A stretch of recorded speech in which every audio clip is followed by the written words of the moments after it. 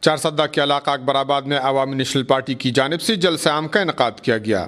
جلسہ عام میں ضلعی رہنماؤں سمیت علاقے کے کارکنان اور سینکڑوں کی تعداد میں عوام نے شرکت کی۔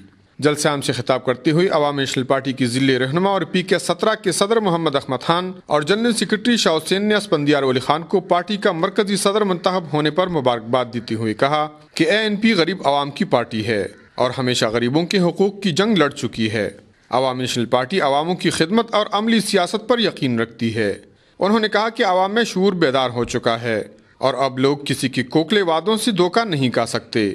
محمد احمد خان نے کہا کہ گزشتہ ادوار میں چارسدہ کو پسماندہ رکھا گیا ہے۔ 60 سالوں میں کسی سیاسی پارٹی نے اتنے ترقیاتی کام نہیں کیے جتنے ANP کی صوبائی حکومت نے 3.5 سال کے عرصہ میں کیے۔ صوبے کے نام کی تبدیلی اور صوبائی خود مختاری ANP کی صوبائی حکومت کے کارنامے ہیں۔ انہوں نے کہا کہ کالا باغ ڈیم جیسی بڑی آفت سے عوام کو صرف اسفندیار ولی خان نے بچایا ہے۔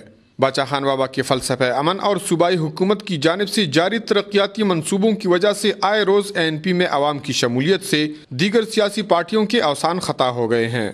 جلسہ عام کے اختتام پر متعدد افراد نے اپنے خاندانوں سمیت ANP میں شمولیت کا اعلان کر دیا۔